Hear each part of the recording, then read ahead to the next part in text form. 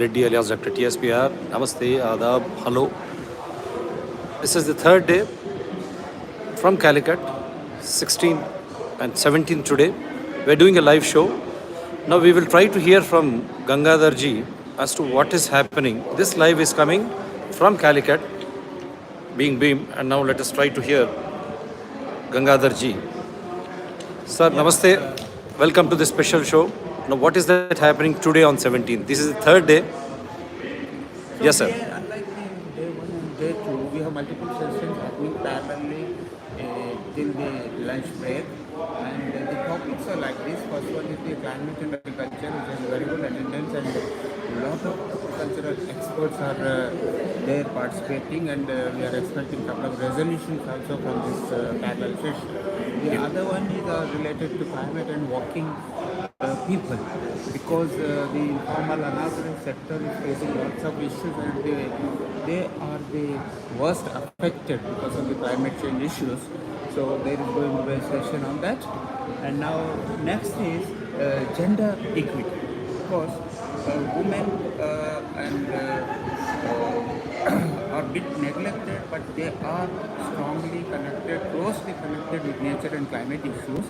So this the third parallel session is about climate and gender equity.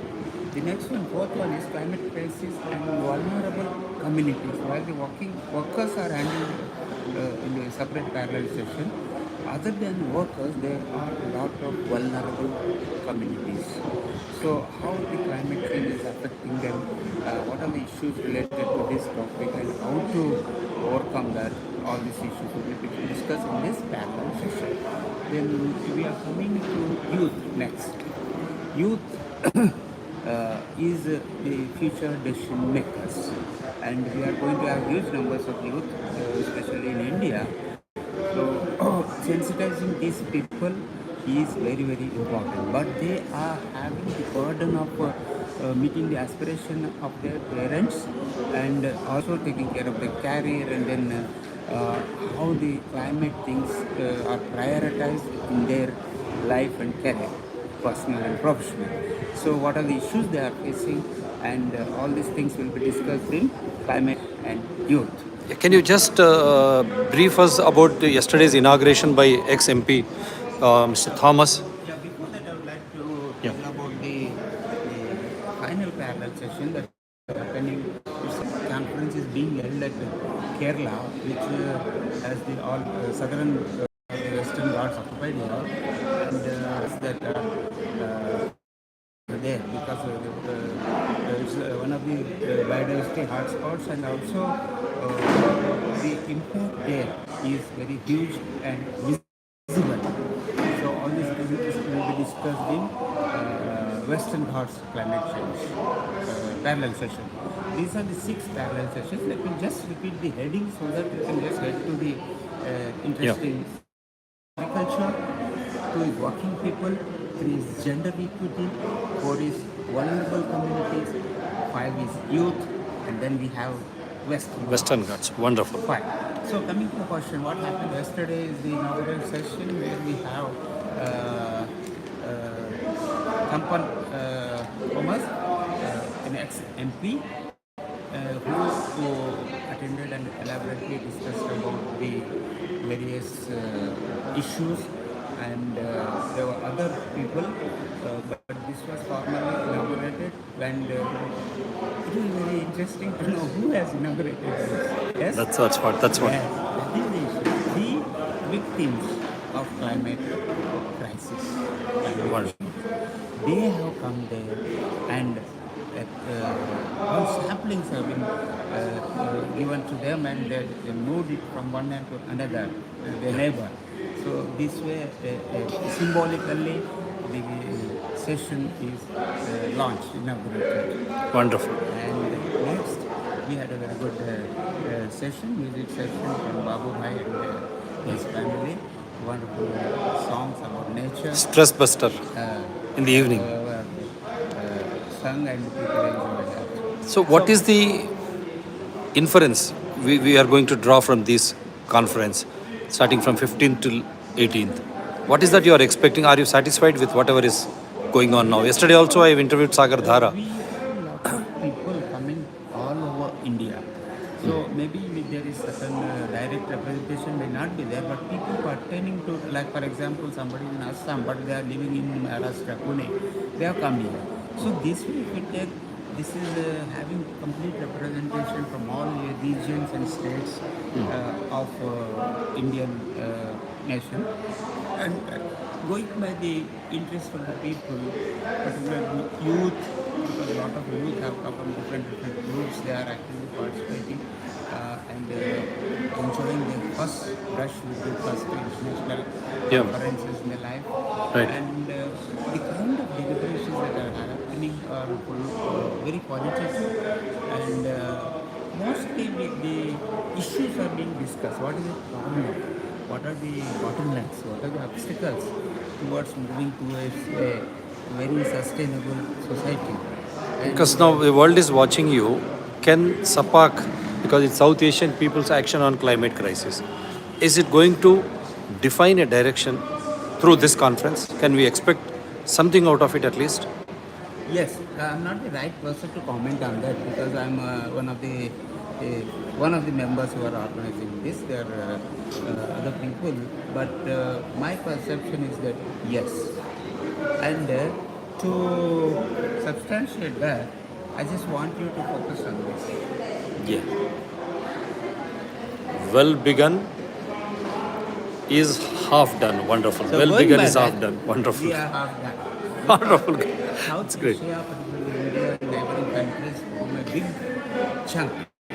And this junction, no, they are, you cannot call them less developed or underdeveloped. At the same time, they are not developed also. They are sandwiched in between, and this fact of getting sandwiched is makes the situation very interesting, and also add to this the demographics, huge demographics, Yeah. huge market, the power to have the numbers.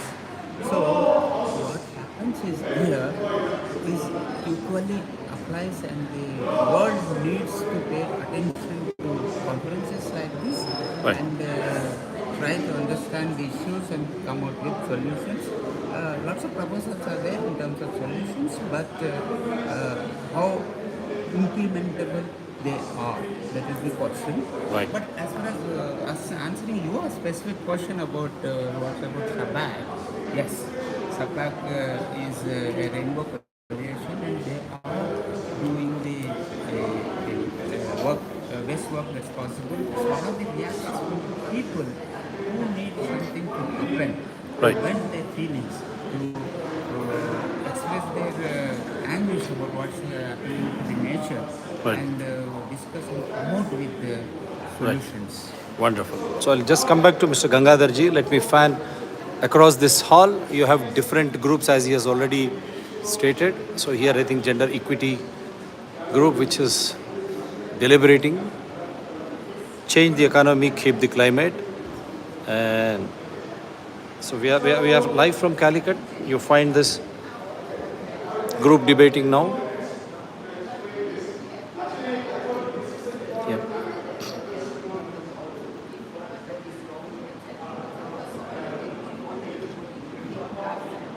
These visuals are live from Calicut. So it's a gender equity group.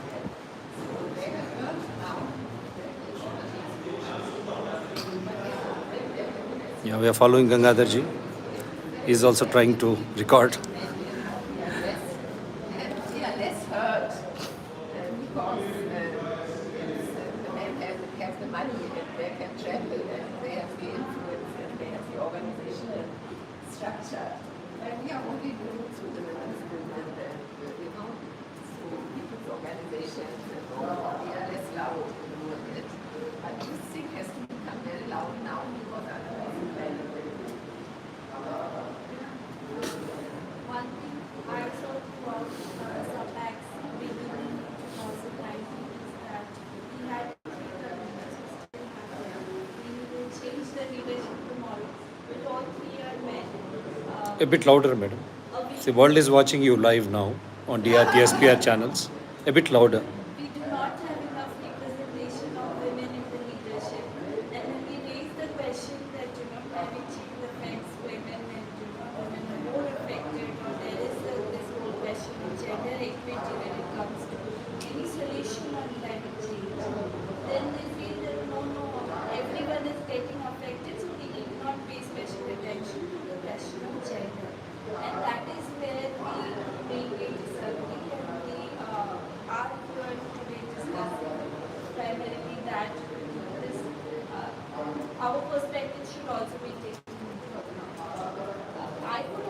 like to add that to the whole problem of climate change, a lot of us are saying that it's due to capitalism, due to big monetizing natural resources and exploiting nature. But that mentality has also come from that idea of male supremacy. Control. Yeah, which has also exploited women. Or the whole slave culture was, yeah, so whatever this main centric, the term they usually use while critiquing climate change is anthropocentrism. Anthropocentrism. So That means human centered. so humans are the most important ones, and rest of species are not that important. So even if for our survival they have to die, it's okay. If we have to, cut down a forest or destroy a mountain, that's okay. We are at the center of everything. So that idea is discussed as anthropocentrism. I would rather call it phallocentrism. Yeah. Because it's not women that have come up with this idea, it's mainly men whose male ego have given them this superiority complex that we can harness resources from anything, be it women, be it some other race. So they colonized, they Africans as their slaves, be it fossil fuel, be it animals. Animal labor is so much used everywhere, it's been exploited quite a bit, and now animals have been overexploited for food to survive the human race. But this attitude, that we deserve to survive, we deserve to, no matter the cost of it that others have to bear, no matter what future generations will be left with. This is a very, I would say it's very masculine idea. The whole economy, the constant chase to grow. Yesterday my friend was telling me that corporates are helpless because they are moving from one target to another. They have to show growth. So where does this idea of constant perpetual growth come from? From the spirit of competition. From that, I need to prove myself. It's okay if I'm aggressive. So aggression is rewarded, be it any sports that are enjoyed by men. So all this is, I would rather call it phallocentrism as the root cause of... P.T. Usha is the Olympic Association president. Sorry? P.T. Usha is now the Olympic Association president, Indian Olympic Association. No, we're not against sports, but it's a rare case, an exception. Yes, exception, right. And look at all these sports like racing car and golf. And they're So we'll come back. So it's the patriarchal dominance which they say is indicting women of their rights. So we'll try to come back, and now let us just go to the other groups. What is happening in the other groups? So this is change the economy, keep the climate. That is the slogan of South Asian People's Action on Climate Crisis, Sapacc, which is being live from. Now we have another group here. I think they are deliberating on. We'll ask Mr. Neelakantam. Neelakantam ji.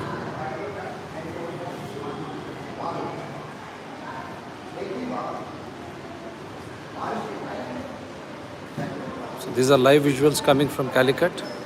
So we have Neelakantam ji, one of the exponents of environment, who has been regular participant on DRTSPR channels.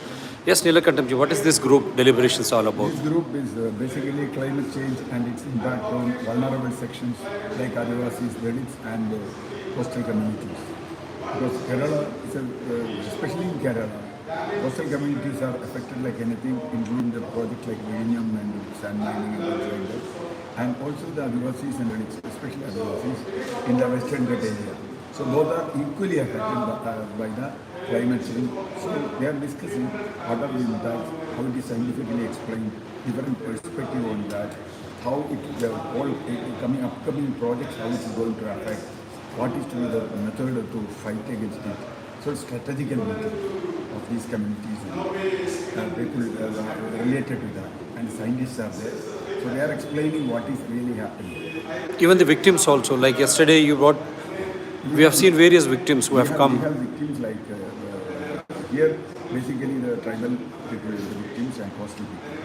Coastal people are more here because there are upcoming projects. There are already, so many people are already victims. Some other people are getting to be victim in recent. So that, unfortunately, So both are worried. The people who are getting already victims, now who are going to become victims are also. So they are sharing experiences, which is very important because those who are coming to be the victims. See, there are victims in the projects like sand mining, Koilon, Calicut, and things like that. Yeah. But similarly, there are victims, three victims at the beginning, where the Dani port is coming and I know. that is it. And here in Calicut itself, we have two major projects coming, like a sewage treatment plant just in front of the sea, the coastal, very near to the sea, violating all CRZ norms and all these things. So people are fighting against it. So Avikel and Kodi, two places. So that fight is, that those people are also here. There are even people's representative in the corporation council who are coming here to fight against it because they are fighting against it. Can you call her once? We'll take her bite if she's okay. And not only that, another interesting, because you are part of that Silver Line project on DRTS Pier channels which has been shelved. When we went to Kozhikode beach the other day, we have seen so many multi-storied buildings and so many structures across the sea. Already Cochin, the Coastal Zone Regulations Act, it started from Cochin. They have demolished so many buildings. How is that the Kerala government is mute to such again? And don't you think even Supreme Court should be again tapped once again? There are CRZ, we have actually there are the laws that was existing CRZ in 2011. Yeah. Now they are actually diluted now. The problem is at present the CRZ is not as powerful as 2011, before 2011, because that is why the flats in Cochin was demolished. Now the new laws are applicable to these flats. That is one thing. Okay. So they may not be legally demolished. Going to Supreme Court may not be, because But Supreme Court here will take cognizance of why they have passed that order. Similarly, if the sea is being encroached of its, we call when you say full tank level, when it becomes to lakes or rivers, the same happens to sea also. When if that is affecting Cochin in the sea, Cochin seaside, how is that it is not going to affect the Kozhikode? And how can even Supreme Court deliberate on that? That the Supreme Court will be forced to give a guarantee that tomorrow nothing will be replicated or repeated here. That is not the way it works. No, you know how it works. Because Supreme Court for any court, Yeah. they see the lines of the act for modification. Say that this.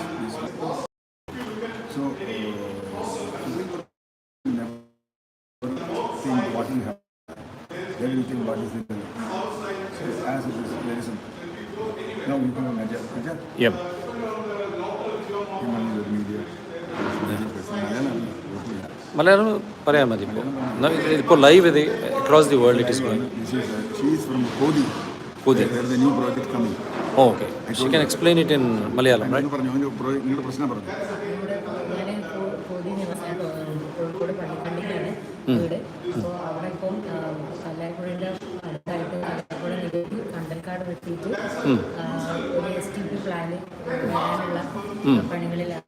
അപ്പോൾ അതിൻ്റെ എല്ലാ വശങ്ങളും കുറച്ച് ശ്രദ്ധയിൽപ്പെടുത്താൻ ശ്രമിച്ചെങ്കിൽ അത് ഉൾക്കൊള്ളാൻ corporation തയ്യാറായിട്ടില്ല. ഈ ഒരു പ്ലാന്റുമായിട്ട് എന്ത് വില മുന്നോട്ട് പോകുന്നതാണ് അവർ പറഞ്ഞിട്ടുള്ളത്. അപ്പോൾ ഇപ്പോഴത്തെ ഒരു അവസ്ഥ എന്ന് പറയുന്നത് അവിടെ നിന്ന് ആദ്യം കുറഞ്ഞത് 50 സെൻറ്റ് സ്ഥലത്ത് പ്ലാന്റ് കൊണ്ടുവരാനുള്ളത് പോസിബിൾ ആയിട്ടുള്ള ഒരു കാര്യമില്ല.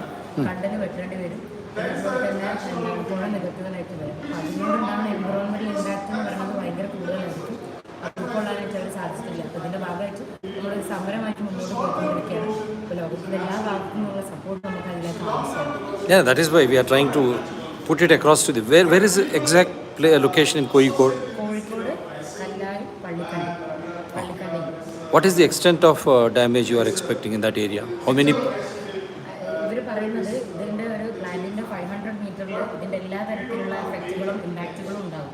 ഒരു കല്ലിടുന്നത് മുതൽ പ്ലാന്റ് വർക്ക് ചെയ്യുന്നത് വരെയുള്ള എല്ലാ പ്രശ്നങ്ങളും 500 മീറ്ററിൽ ഉണ്ടാകും. പക്ഷേ ഇവർ ഇതിൻ്റെ DPR പറഞ്ഞിരിക്കുന്നത് 500 മീറ്ററിൽ അവിടെ റെസിഡൻസ് ഇല്ല എന്നാണ് കൊടുത്തിരിക്കുന്നത്. അത് ഭയങ്കരമായിട്ടുള്ള, അതായത് സ്ഥലം കാണാതെ ഒരു DPR അവരുണ്ടാക്കി വെച്ചിരിക്കുകയാണ് ശരിക്കും പറഞ്ഞത്. അതാണ് ഒരു മെയിനായിട്ടുള്ള ഒരു കാര്യം എന്ന് പറയുന്നത്. പിന്നെ അവിടെ കണ്ടലിൻ്റെ വനശേഖരം, ഒന്നാമത് കോഴിക്കോട് വളരെ കുറവാണ്, പക്ഷേ കണ്ടൽക്കാടിൻ്റെ വനശേഖരം അവിടെ ഉണ്ട്. അതും ഇല്ലാതാക്കിക്കൊണ്ടാണ് ഇതിന് മുന്നോട്ടുള്ള പ്രവർത്തനങ്ങൾ ഉണ്ടാകും. ഭയങ്കര ആളുകൾ തിങ്ങി താമസിക്കുന്ന ഏരിയ ആണ്. അപ്പോൾ ഇതിൻ്റെ എല്ലാ തരത്തിലുള്ള ഹെൽത്ത് വൈസ് ആയിട്ടും സോയിൽ എയർ ഇതൊക്കെ പൊല്യൂട്ട് ആവുന്നതിൻ്റെ ഒക്കെ പ്രശ്നങ്ങൾ വളരെ വലിയൊരു ഹ്യൂജ് പീപ്പിൾ ഇത് അനുഭവിക്കേണ്ടി വരുന്നതാണ്. ഏതാ pollutant? So DPR is very clear. 500 meters, no one, but so many thickly populated area. At least on that itself, actually, the government should have stopped. Wrong DPR. Kallan പറയുന്നുണ്ട്. ഉൾക്കൊള്ളാൻ അല്ലെങ്കിൽ നമ്മൾ പറയുന്ന factory എന്താണെന്നുള്ള ചെക്ക് ചെയ്യാൻ പോലും corporation തയ്യാറല്ല എന്നുള്ളതാണ്. Corporation is not ready. And what is the pollutant of the industry, that plant? എന്താ? സീവേജ് ആണ്, അതായത് മനുഷ്യമലവും പിന്നെ അതുപോലെ തന്നെ ബാക്കി മാലിന്യം, ഹോസ്പിറ്റൽ മാലിന്യങ്ങൾ, അങ്ങനത്തെ കാര്യങ്ങളൊക്കെയാണ് അവിടെ കൊണ്ടുവരുന്നതെന്നാണ് അവർ പറയുന്നത്. ഇതുവഴി എന്തെങ്കിലും DPR വെച്ച് പറയുന്നുണ്ട്, എന്തെങ്കിലും മെഷീനറി ഫെയിലിയേഴ്സ് പ്ലാന്റിൽ സംഭവിച്ചു കഴിഞ്ഞാൽ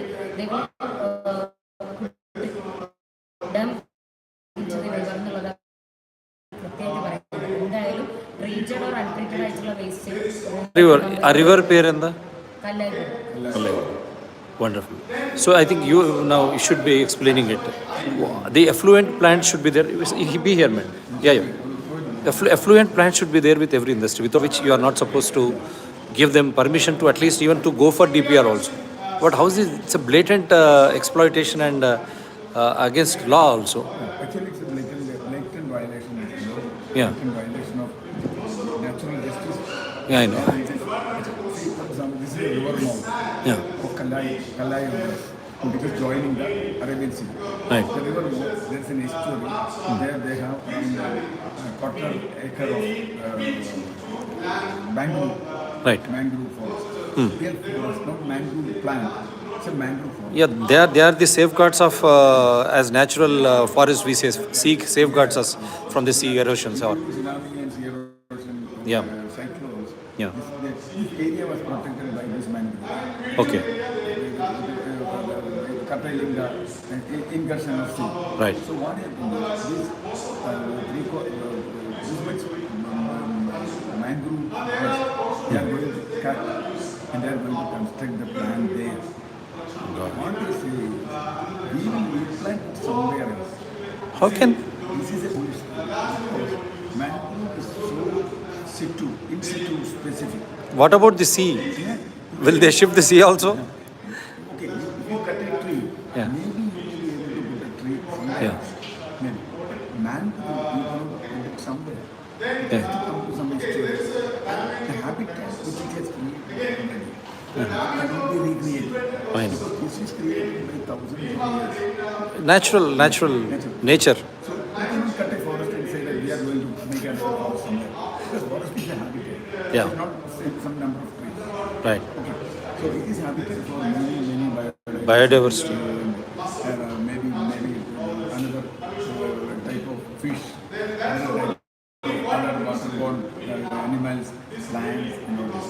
Second thing is mangrove are actually protecting the fresh water on the land. Okay. They do not allow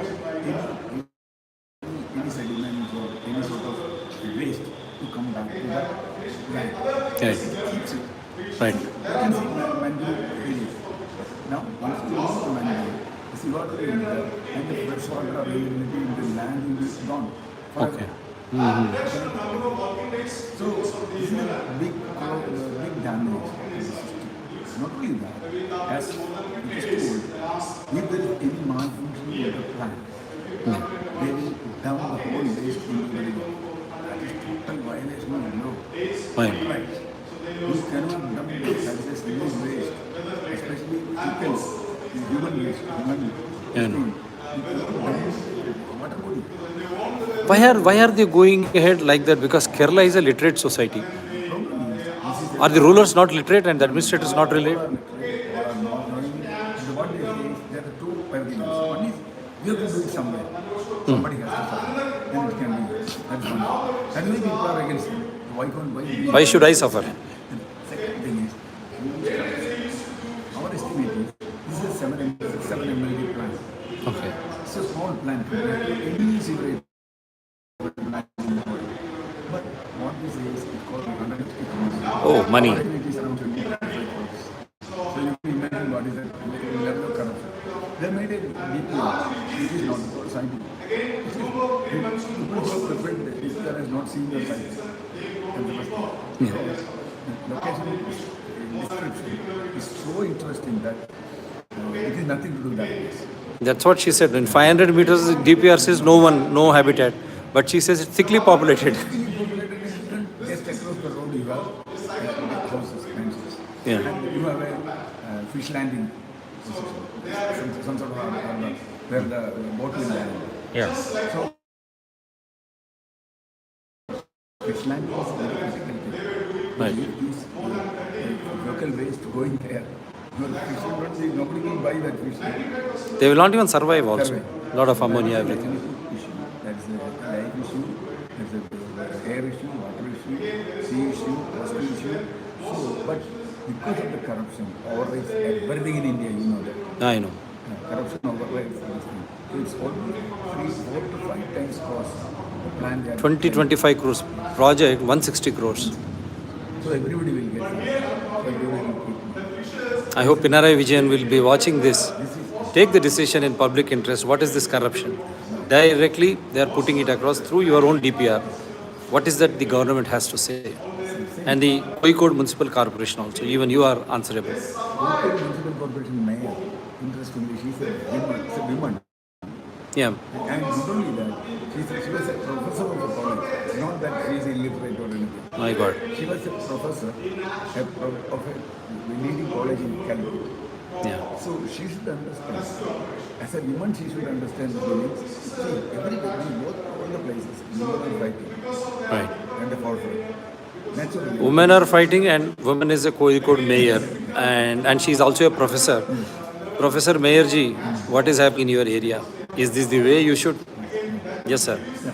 So they are what mayor says, no? We had many discussions in the channels. Mayor, I asked her, how can we go ahead with the DPR control side? It is totally based on wrong facts.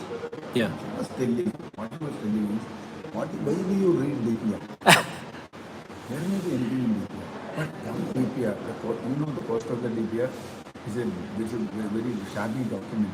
Which is not, I don't know, only 6-7 pages. They tried all other things. They from somewhere else. Yeah. Some photos, something, old plan, some other plan, some location plan, something. Yeah. And there is no clear location. There is no dimension of the plan. There is no routes of piping or whatever it is. Nothing is there, some photo. So I asked her, how can you go ahead with such a thing? And she is telling, why you are able to live here? DPR is not important. A bit louder. Yep. DPR will be, what is the importance of DPR? You cannot have DPR like that. A municipal The mayor says. mayor of Calicut saying, what is the purpose of detailed project report? Mayor ji, without detailed project report, how will you get the financial sanction and then technical clearance? And how can the project go for bidding? That is normal common sense. Yes. Another argument is, this DPR costs around 1.9 crores. Only DPR. One DPR is only some. It's all public money, mayor, and this government, Kerala. You have to answer. It's public money. Another thing is, there are allegations that this DPR was prepared by a company owned by daughter of a MLA, party MLA, CPM MLA, or a former MLA. So there are so many allegations. They want to dump money to party people, their families, and like that. So there are allegations like that in many cases, including Kerala. You know. Yeah. So problem is there is corruption. So what they just are giving is that you are against all development. This is not against development. Local people, they are ready to show alternative sites that we can do it, but they will not do it. Because if it is going to the people who are living in rich what do you call Areas. area, they don't want that. They Right. don't allow.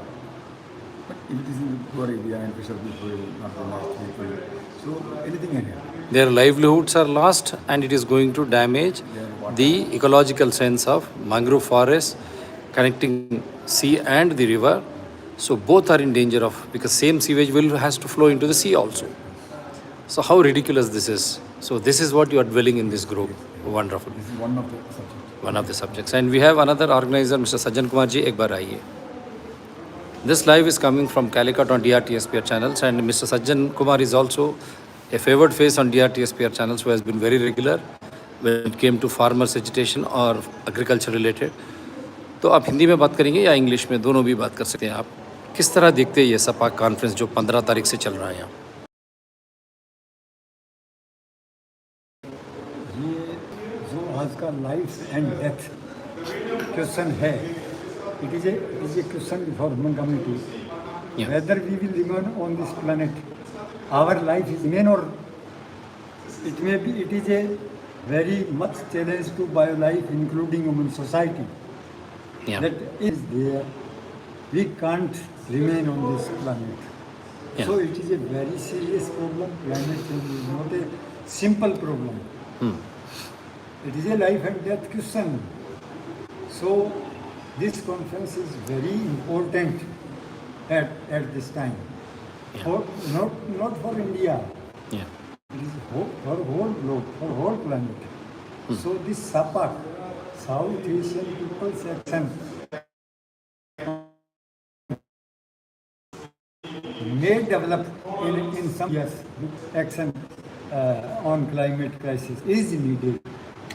Organization started in Hyderabad 2 years ago, 3 years ago. And now stage is come that this, according to my opinion, Yeah. So Do you mean to say because United Nations has failed when it came to COP 26 or 27? That is the reason why you mean to say such organizations like Sapacc should come up? it is very, very clear that the war between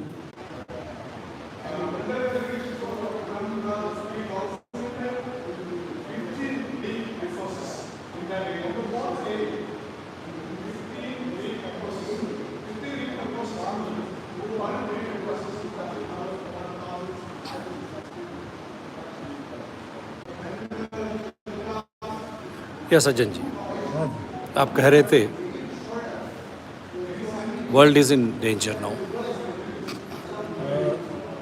मैं पहले हिंदी में बोल रहा हूँ बोलिए. कि सारी दुनिया की सरकारें और यूएन क्लाइमेट फ्रंट पर, यानी जलवायु परिवर्तन के सवाल पर, वर्ल्ड पीस के सवाल पर और ह्यूमनाइजेशन मानवतावाद के फ्रंट पर टोटली फेल हो चुकी है. इसलिए अब मानव जाति के सामने, पीपल, द कॉमन पीपल के सामने, दुनिया के आम आदमी के सामने ये सवाल पैदा हो गया है कि वो इसका हल निकाले, सरकारों पर निर्भर ना रहे. और जो लोग ये सोचते हैं कि हम सरकारें बदल के, राजनीति बदल के बदल देंगे, मामला यहाँ तक नहीं है, नहीं बदलेगा. कारण ये है कि जब सोशियोलॉजी बदले बगैर पूरा ही एजेंडा बदलना पड़ेगा. पूरे एजेंडे का मतलब ये है कि आपको पर्यावरण के साथ आदमी जाति का जो रिश्ता है, यानी पर्यावरणीय जो आपकी नेचर पर जो निर्भरता है, आप इसको कंट्रोल नहीं कर सकते. आप इसके साथ बैलेंस कर सकते हो, अगर करोगे जिंदा रहोगे, नहीं तो मारे जाओगे. पहला सवाल जो क्लाइमेट से जुड़ा है सीधा.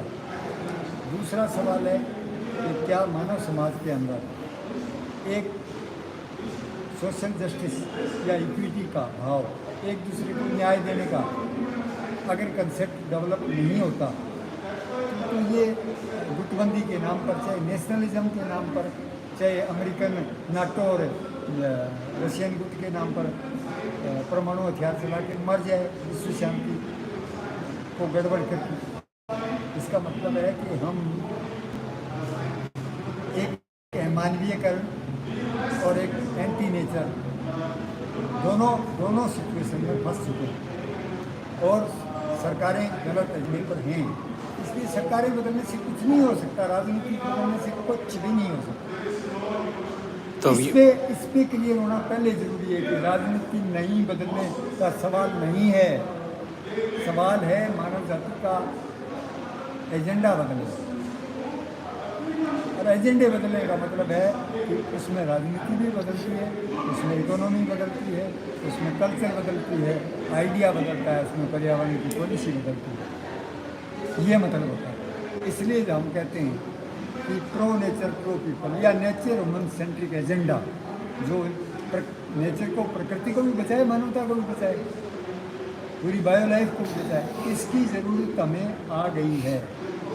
हम जो ये समझ बैठे हैं कि हम विकास कर लेंगे, हम पैसा ग्रोथ रेट बढ़ा लेंगे, हमारी सुरक्षा हो जाएगी हर इंडिविजुअल की, यानी मार्केट में पैसा कमाना और पावर हासिल करना, और उसके बल पे हर आदमी सोचता है कि मैं सिक्योर हूँ। बिल्कुल ही नहीं हो, आप सुरक्षित हो ही नहीं। आपका सारा बायो लाइफ और आपकी पूरी मानव जाति जो है वो कॉमन डेंजर में, यानी सामूहिक तौर पे आत्मघात की स्थिति में पहुंच चुकी है। इसके लिए राजनीति बदलने से परिवर्तन नहीं होने वाला है, इसके लिए पूरा एजेंडा आपको बदलना पड़ेगा, यानी टोटल परिवर्तन करना पड़ेगा। ये बात जो लोग राजनीति की टर्म में सोचते हैं, या जो लोग इकोनॉमिक फंडामेंटलिज्म के शिकार हैं, वो या तो इकोनॉमी पर जोर देते हैं चेंज करने पर, या राजनीति को चेंज करने पर जोर देते हैं। ये इररिलेवेंट बात है आज के ज़माने में। एजेंडा बदलो, टोटली सोशोलॉजी बदलो भी। आदमी बायो सोशल है, आदमी ना अकेला। अब एडम स्मिथ कहता है कि man is selfish by nature, कि आदमी स्वार्थी है, और मार्क्स कहता है कि मैन इज सोशल एनिमल। जबकि हकीकत ये है कि जैसे सिक्के में हेड एंड टेल है, इसी तरह आदमी के दो करैक्टर हैं। बायोलॉजिकली उसका अस्तित्व, एग्जिस्टेंस निजी है, परंतु जो वो नेचर से हासिल करेगा, उसकी लिविंग, उसकी फंक्शनिंग, उसकी ऑर्गेनाइजिंग सोशल है। इसका मतलब है अगर हेड उसका बायो है तो टेल उसकी सोशल है। ये एक ही करैक्टर है। इसका मतलब आदमी का करैक्टर बायो सोशल है, गोरा है। इसको ये टर्न करना कि नहीं, आदमी को कोई इकोनॉमिक बनाता है, कोई राजनीतिक बनाता है, कोई आइडियोलॉजी, यानी कोई सोशल है, कोई निजी बताता है। दोनों ही वन साइडेड हैं, गलत नहीं है, वन साइडेड है। रियल करेक्टर आदमी जो है बायो सोशल होने के नाते उसको दोनों बातें उसे बैलेंस करना होगा। कॉमन इंटरेस्ट, सारी बायो लाइफ का, सारी मानवता का कॉमन इंटरेस्ट, साझा हित, और उसके पर्टिकुलर किसी व्यक्ति हो तो व्यक्ति का, देश हो तो देश का जो पर्टिकुलर इंटरेस्ट है, उसको भी ध्यान में रखें। एक व्यक्ति अपनी बायोलॉजिकल अच्छा खाना खाए, स्वस्थ रहे, नींद ले, ये ज़रूरी है। और ये भी ज़रूरी है उसके लिए कि दुनिया में वर्ल्ड पीस हो, परमाणु हथियार ना चले। ये भी उसकी कॉमन इंटरेस्ट की बात है। क्लाइमेट ठीक रहे, ये भी मेरे लिए उतना ही इम्पोर्टेंट है जितना मेरे को शाम को खाना खा के आराम से सोना, स्वास्थ्य हासिल करना जितना इम्पोर्टेंट है, उतना ही इम्पोर्टेंट है कि मेरा मानव समाज प्रकृति विरोधी और मानव विरोधी गतिविधि बंद करे। नहीं तो मेरा अस्तित्व नहीं रहेगा, ना मेरा रहेगा, ना आपका रहेगा, ना ह्यूमन कम्युनिटी का रहेगा, ना बायो लाइफ का रहेगा। इसलिए जो संकीर्णता है, जो वन साइडेडनेस है, उसे हमें ठीक करना पड़ेगा, बैलेंस करना पड़ेगा। गुटबंदियाँ हैं ना, उनको लूज करना पड़ेगा। हम ये भारत माता,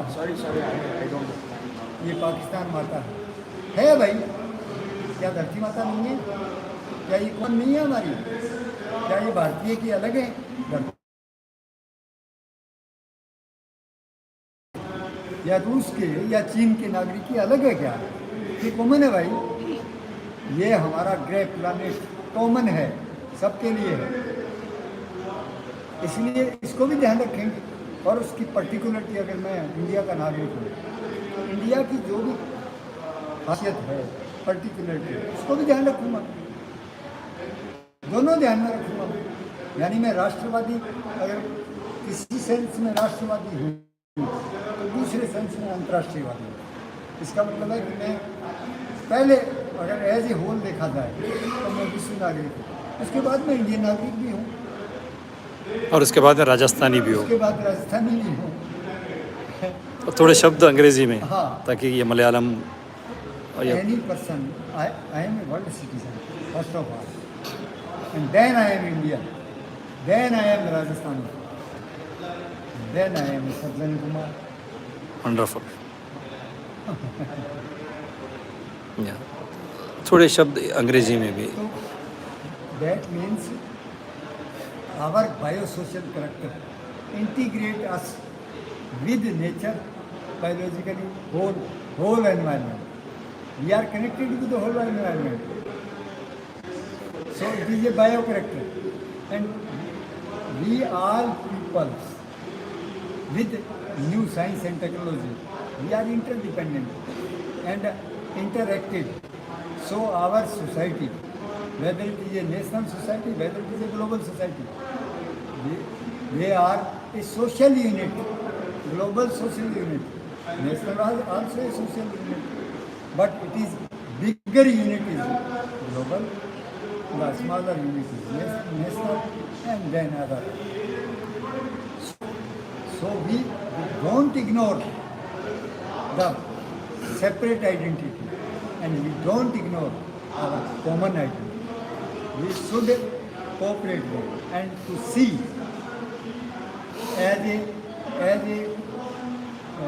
a one unit also, and as a two पहलू को क्या कहेंगे इंग्लिश में, there are two sides sides. of a coin. Coin is one, but there is a two side. So bio side and social side is the two side of the man, and man is one unit. Wonderful. So you mean to say whether it is national, local or global, the exploitation of natural resources at the cost of the citizen of that local, that nation or global is one and the same. They are coined in a different way by these political parties. The words that you have used, I am 100%, I think in this way. The World Economic Forum or the Sustainable Development Goals are one and the same, from global to local exploitation of natural resources, without your understanding. They are giving one-sided concept. Of economic forum is the economic fundamentalism, and according to the capitalism says that money or economy is the supreme thing. No, it is not supreme. It is not capital, real mind, in real sense. In real sense, the natural resource, nature and man, both are the real capital for human society. So how only the economy or the currency is a instrument, is a technique for exchange. It is not supreme thing. Supreme thing is clean air, Shuddh water, Good water, potable water, potable water, and healthy atmosphere, healthy food, and our biodiversity, yeah, whole environment and human community. yeah. Soumya ji, These are the capital, real capital. Soumya ji. So these are the real capital These are the real capital. and only the real capital. Yeah. Soumya ji, 1 second. Thank you सज्जन जी। और कोई है तो भी आमंत्रित कीजिए, ticket है तो बुलाइए उनको, ठीक है जी। So now we are this is live to the world on DRTSPR channels. Now we have Soumya Datta, who has been pioneering Sapacc, and he is also a good face in science and technology. Yes sir, what is that you are going to expect out of this Sapacc, and why Sapacc in Calicut? Calicut is because the people here in Kerala, in general, has taken the initiative to mobilize the general public, the youth, and the impacted community. As all of you know, Kerala people in the coastal areas are facing massive land erosion because of partly climate change, partly development. So that perspective, a lot of activists in Kerala took this initiative to bring a Sapacc national conference to Kerala.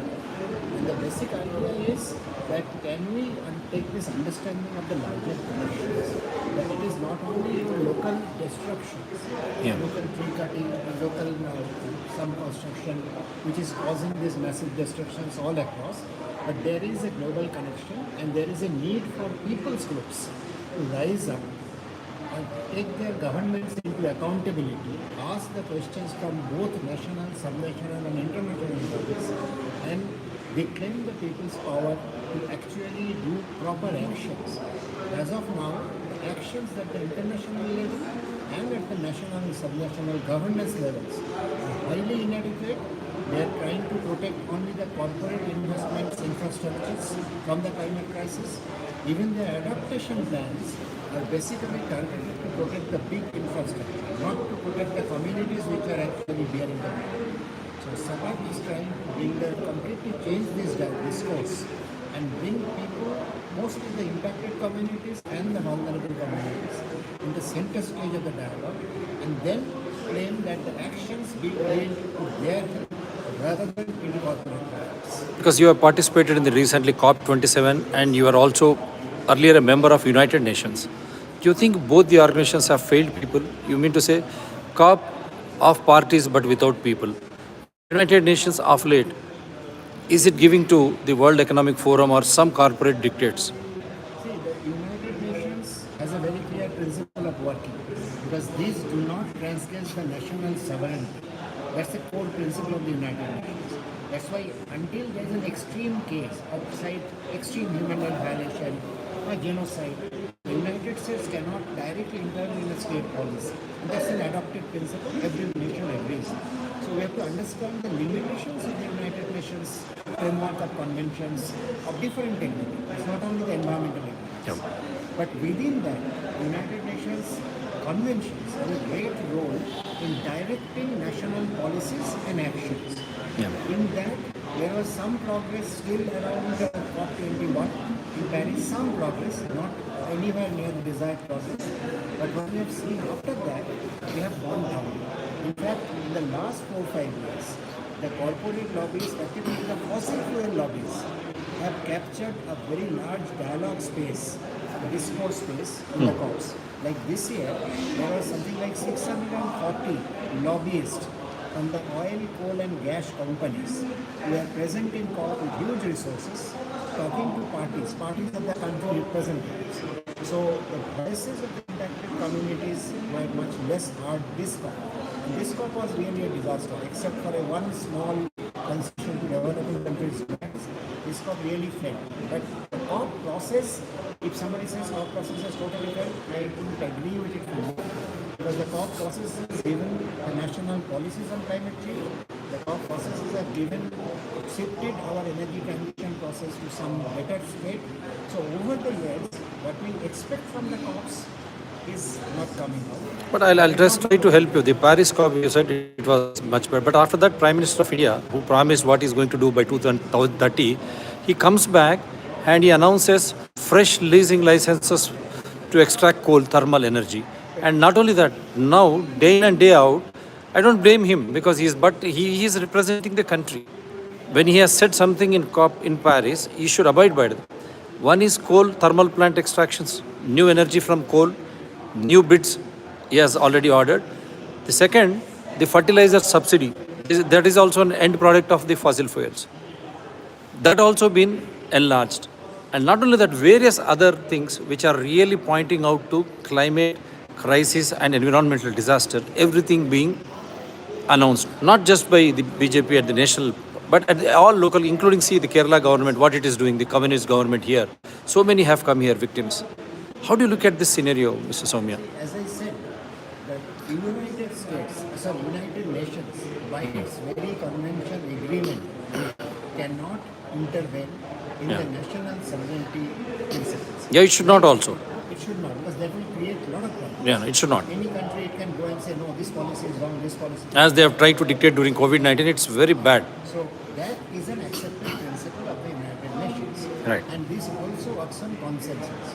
Right. So even if one party, one country government opposes strongly one particular resolutions or a decision, Yeah. that decision is kept in abeyance. What Indian government is doing in India, the United Nations has given enough indication. Even Right. the UN Secretary General Yeah. has several times spoken out that Right. the countries that are increasing coal and is completely going against the climate science and principles of climate justice. Beyond that, I think the United Nations cannot dictate to a government what it must do. It is Right. up to the government and up to the people to hold that government accountable. So that's very clearly what is happening within India. You cannot blame the United I'm not blaming that, but how the Prime Minister, a party of COP in Paris, comes back and starts on thermal, and again he announces fresh lease bids for coal extracts, and he's announced subsidies for fertilizers. It is a fossil fuel product. Then how can you? See, this is not new. These fresh bids were announced on 2nd of November. The biggest new coal mines auction was announced on 2nd of November 2022. Yeah. On 6th of November, the COP was supposed to begin. So this is some kind of a hypocrisy, a farce, that our people must hold our own Prime Minister and the government accountable. That you are talking on behalf of India, because there you are not Narendra Modi. Yeah, you are a Prime Minister of India. You are representing 141 crores of Indian people. Yeah. So you have promised on our behalf to the whole world that this will be the course of action. Coming back, or before that, you are doing a complete thing to negate all that. So that is up to the Indian people to hold the government accountable. And some groups are doing it. In fact, you might be knowing that Hasdewaran in Chhattisgarh, there is a massive struggle going on. There is a massive resistance. So the government of Chhattisgarh were forced to write to the central government to cancel the coal mine license. There is a Wonderful. similar massive struggle going on in Birbhum in West Bengal, or supposedly the largest coal block in the world. So people are resisting. It's not that people are not holding them accountable. But this government, as well as the earlier governments, they often have done this. That they have said something very positive or rude sounding in the international forum and come back. But in the national sphere, they have done completely opposite, which negates the interest of the whole people. Because the argument that more coal is needed for more energy in India, more power, electric power is no longer true. From 2017 onwards, a new solar power plant is cheaper to produce power than a new coal power plant by a substantial margin. So if India needs more power, India should invest in more power, but they should go for more solar and distributed wind energy. Because that has far less, every form of energy extraction has some impact. Nothing is zero impact, it cannot happen. But solar and wind, as per calculations, have the least impact on environment and society compared to coal, nuclear and big factory. So the path, as per science, is very clear. But as per the corporate interest, because they have already huge amount of money, billions of dollars, Adanis and Ambanis and others, invested in coal and oil. So even if solar becomes cheaper, which it has become cheaper, they will not leave coal and oil because they have already invested thousands and lakhs of crores. They want to continue to profit from that investment for as long as possible. But and as with much even their Adani's and Ambani's families are in danger. They cannot go to any part of country and survive when climate crisis happens. That's not Is that exactly common true. sense not allowing even the administration? That's a misconception because I also happen to know, I have been to many countries and in US and 2 countries in Europe. I have been unfortunate party to listening to plans how the uber rich, super rich, they are planning to make their safe havens. In fact, it is very much possible to protect, create an enclave where you can be protected. And in it, suppose there is a world which is facing a serious food shortage, which happened a few years ago, and which might happen very soon again. Who the persons will be who will buy the food that is in the market? It is that even if the food prices go up 3 times, 4 times, the rich will not be affected. It will be the poor which will be affected. Because unfortunately today, the markets are ruling the world. In fact, the financial markets dictating to the government the course of economics. Right. The people's needs, people's aspirations, and the governments democratically are not deciding which course the government will take. It is the global financial institution, the Washington consensus and the Bretton Woods institutions, the World Bank and IMF, and their progenies like AIB, AFDB, WEF, NDB. WEF. WP is a different forum. They are dictating the course of economic course and political economy. Like spokesperson. Yes. So now what do you, now Prime Minister not acting, Kerala Chief Minister not acting, likewise all Chief Ministers, nothing, petroleum products don't come under GST, like in Telangana too. They are going for fresh thermal plant extractions everywhere. Now, when we don't win at home, how can you conquer the world? This is going to damage our own existence. Don't you think there is a severe existential crisis now? The present is not at all safe. What about our kith and kin? What is that we are going to preserve and pass it on to our next generations? What should we do now? Sapacc, and what should common Indians do? Our primary goals, because we know very clearly, even if the IPCC report might not be 100% accurate, we know very clearly we have a very narrow time. And Yeah. now it is not only us. Earlier it was only us climate justice activists who were talking about this. And I remember when in 2010, Yeah. in the Cancun summit, I spoke in terms of climate crisis.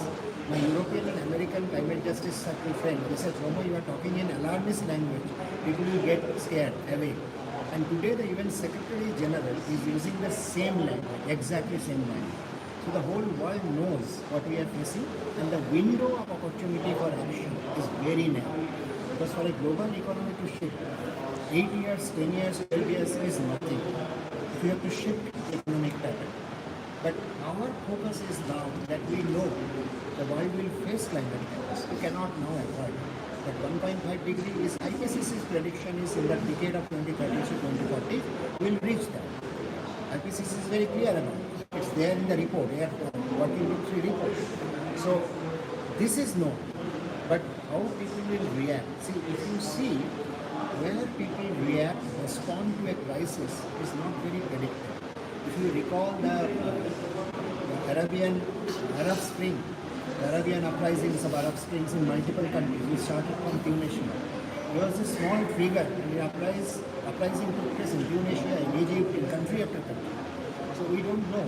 Our task, because this is a global society of 800 crore people, and this is fairly well connected. So at this point of time, we cannot predict when this trigger in this structure. Because without changing the structure, without restoring the structure, there is no permanent solution. We are very clear. Aren't we in imminent danger now? We are really in imminent danger, and not only imminent danger, we are facing those dangers. I am coming back from Sundarban just a month back. Okay. Sundarban communities I am working with.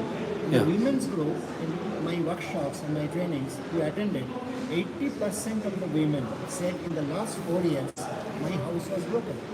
That means every 100 women, 80 have had a broken house from a big storm or cyclone in the last 4 years alone. So this is the kind of disease. Not only that Sundarban is sinking, that we know from 40 years ago.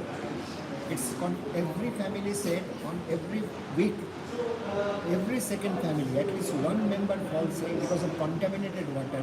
Because the seawater is increasing, there is ingress, and the water is getting contaminated. They are forced to drink that water. Even tube waters, 800 to 1,000 feet deep tube waters are contaminated water. So every week, one family member falls sick due to contaminated water. Poor people are forced to buy jars, this 20-liter jars, which are brought from another island in a boat. Right. So this is a very serious existential crisis for people. Right. This is an emergency. This is an. People, Yeah, please. so there is one big hope that the youth groups probably will realize that it is for them, because they have their entire future lying ahead, and which is completely vain. This present set of rulers of the world, including in India, is not only in India but including in India, are ruining their entire future. They have no real future, which a lot of youth in Europe are now realizing. That's why in Europe you see lakhs of youth, young people coming out of the street on strong protest. They have gone from showing and demonstrating to direct, what they call direct action. Stop, cartel, drop it, stop it, and occupy it. That's the kind of action they have gone into. There are groups split and occupy. That's the kind of action they have gone into. There are groups like in Germany. I worked with Ende Gelände, which means thus far and no further. Ende Gelände, which means thus far and no further. So they have gone into militant action, but non-violent often. So ultimately, youth has to resort to that kind of action. We have to support this kind of action. We have to also support the action by the community groups, most vulnerable groups, and hopefully, because some of the actual most vulnerable groups, like coastal fish workers, street vendors, constituted, are really started realizing this. So they are contacting us. We are in dialogue. There are processes going on. We don't know whether this will be enough before the catastrophe strikes, but to live on that hope and that expectation. Wonderful, thank you. Will be, I hope you will be a regular visitor on DRTSPR channel. So या सदर जी आइए, बैठिए sir, बैठिए इसके पीछे, ऐसा बैठिए, ऐसा थोड़ा नज़दीक आते हैं. या आप कहाँ से हैं सर? आपका नाम बताइए. मेरा नाम सुमेंद्र सिंह रावल, मैं पंजाब से हूँ और डिस्ट्रिक्ट लुधियाना. लुधियाना. क्यों आए आप? इतने वहाँ से कैलिकट काफ़ी दूर पड़ता है आपको. कितने घंटे का सफ़र है आपको? हमारा कम से कम लुधियाना से लेकर वहाँ तक केरला तक तो कोटा तक तो 40 प्लस घंटे का. 40 प्लस घंटे का सफ़र आप यहाँ आए हैं. क्यों आए आप यहाँ? हम इसलिए आए हैं कि हम समझते हैं जो कि पूरी पे के ऊपर गर्मी बढ़ रही है. क्लाइमेट जो जलवायु परिवर्तन वो हो रहा है, हमें तो दिख रहा है. इसलिए हम इस कॉन्फ्रेंस में आए हैं. सपाक जो साउथ एशिया पीपल्स लोग आए हैं कि देखे बल्कि इसमें विचार के इसको ठीक कैसे किया जा सकता है. हम बेसिक तौर पे खेती करते हैं. हमारी खेती में भी हम देख रहे हैं कुछ किसानों को पता नहीं चलता. वैसे ऐसा हो रहा है कि उसकी जो पैदावार है वो कम हो रही है. इसको पता नहीं चलता कि क्यों हो रहा है. हम इसको समझने आए हैं कि हो सकता है कि जो जलवायु परिवर्तन है, जो हमारी धरती का तापमान बढ़ रहा है, उसकी वजह से ये पैदावार कम हो गई है. अगर हम समझते हैं कि अगर ये जलवायु परिवर्तन को, जलवायु को ठीक ना किया गया तो हमारी जो खेती है वो सर्वाइव नहीं कर पाएगी. तो क्या परिवर्तन आपने आजकल आपके खेती में देखा है? हमने खेती में पिछले दिनों देखो, ये तो पिछले दिनों में देखा है कि हमारी की जो गेहूं की फसल थी, कणक बोलते हैं हम, कणक की फसल थी, पिछले दिनों मार्च में उसका जो टेम्परेचर है, जो तापमान है धरती का, वो बढ़ गया. तापमान बढ़ने की वजह से हमारी खेती की जो पैदावार थी वो कम हो गई. तो इसी से हम समझते हैं कि जो खेती के पर्यावरण है, जो जलवायु परिवर्तन है, क्लाइमेट चेंज है, हमारी खेती के ऊपर असर आ रहा है. और दूसरा बात, हमने जो हमारी पैडी है, जिसको हम जोना भी बोलते हैं, चावल बोलते हैं, वो अभी चावल पिछले दिनों में चावल के ऊपर भी ऐसा ही आया कि चावल के दिनों में कुछ के हमारे पंजाब के कुछ एरिए में जो हम आया कि ये चाइना वायरस आ गया. तो चाइना वायरस की वजह से हमारी चावल के ऊपर जो उसका झाड़ है, या उसकी फली है, या उसका छिट्टा है, वो आया ही नहीं. ऐसी ही होगी कि हमारी को बौनी पड़ी और दोबारा कोई और फसल पड़ी. ऐसा हमें लगा कि ये पूरा भी असर तो है, तो इसको कैसे ठीक किया जाए. इसलिए हम इस कॉन्फ्रेंस से हमें को सीख के आएंगे, खेती का मॉडल नया देखने आएंगे, इसलिए हम लोग आए. पंजाबी में भी कुछ कह सकते तो कहिए आप. पंजाबी पंजाब ਅਸੀਂ ਪੰਜਾਬ ਤੋਂ ਰਹਿਣ ਵਾਲੇ ਹਾਂ ਤੇ ਪੰਜਾਬ ਦੇ ਵਿੱਚ ਜਿਹੜੀ ਅਸੀਂ ਖੇਤੀ ਕਰਦੇ ਹਾਂ ਤਾਂ ਖੇਤੀ ਦਾ ਜੋ ਪਰਿਵਰਤਨ ਹੈ, ਜਾਂ ਸਾਡੀ ਧਰਤੀ ਦਾ ਤਾਪਮਾਨ ਵੱਧ ਰਿਹਾ ਹੈ, ਜਾਂ ਸਾਡੀ ਜਿਹੜੀ ਪਾਣੀ ਹੈ ਸਾਡਾ, ਉਹ ਪਾਣੀ ਸਾਡਾ ਗਰਾਊਂਡ ਵਾਟਰ, ਜ਼ਮੀਨੀ ਪਾਣੀ ਆ, ਉਹ ਵੀ ਨੀਚੇ ਜਾ ਰਿਹਾ ਹੈ. ਨੀਚੇ ਜਾਣ ਦੀ ਵਜ੍ਹਾ ਤੋਂ ਕੁਝ ਪਾਣੀ ਗਰਾਊਂਡ ਵਾਟਰ ਸਾਡਾ ਜਿਹੜਾ ਖਰਾਬ ਵੀ ਹੋ ਰਿਹਾ ਹੈ, ਪੋਲਿਊਟਡ ਵੀ ਹੋ ਰਿਹਾ ਹੈ, ਖੇਤੀ ਲਾਉਣ ਦੇ ਯੋਗ ਵੀ ਨਹੀਂ ਰਿਹਾ. ਇਸ ਕਰਕੇ ਅਸੀਂ ਆਇਆ ਇੱਥੇ ਕਿ ਇਹ ਜਿਹੜਾ ਸੰਕਟ ਹੈ, ਇਹ ਨਵੀਂ ਧਰਤੀ ਦੇ ਉੱਪਰ ਆ ਰਿਹਾ, ਨਵੀਂ ਖੇਤੀ ਦੇ ਉੱਪਰ ਆ ਰਿਹਾ, ਕਿ ਉਹ ਇਹਨਾਂ ਕਾਨਫਰੰਸਾਂ ਦੇ ਵਿੱਚ ਜਾ ਕੇ ਕੁਛ ਨਾ ਕੁਛ ਜਿਹੜੇ ਸਾਡੇ ਮਾਹਰ ਲੋਕ ਹਨ ਉਹ ਇੱਥੇ ਆएंगे, ਇਹਦਾ ਕੋਈ ਹੱਲ ਸਾਨੂੰ ਕੱਢ ਕੇ ਦੇਣਗੇ, ਤਾਂ ਅਸੀਂ ਫਿਰ ਸਿੱਖਣ ਵਾਸਤੇ ਇੱਥੇ ਆਏ. Thank you. Yes sir, you are from which place? मैं दीदार से वो जम्मू कश्मीर से हूँ और बेसिकली सांबा में. तो आप क्यों आए सपाक? इतनी दूर, कितने घंटे की सफ़र है आपको कैलिकट कोझिकोड को? हम 13 तारीख को निकले थे जम्मू एंड कश्मीर से। 16 से यहाँ 16 को यहाँ पहुँचे हाँ हाँ। और संजय, 13 को आप जम्मू से निकले और 16 को आप यहाँ पहुँचे। तो मेरा आने का मकसद यही है कि मैं एक बात पर सीरियस हूँ बहुत है। क्या नाम है साहब आपका? दीदार सिंह मेरा नाम है। हाँ, दीदार सिंह जी, बोलिए। का रहने वाला हूँ। तो एक बात पर मैं सीरियस हूँ कि सपाक की लगातार मीटिंग हो रही है, मैं उनको अटेंड कर रहा हूँ।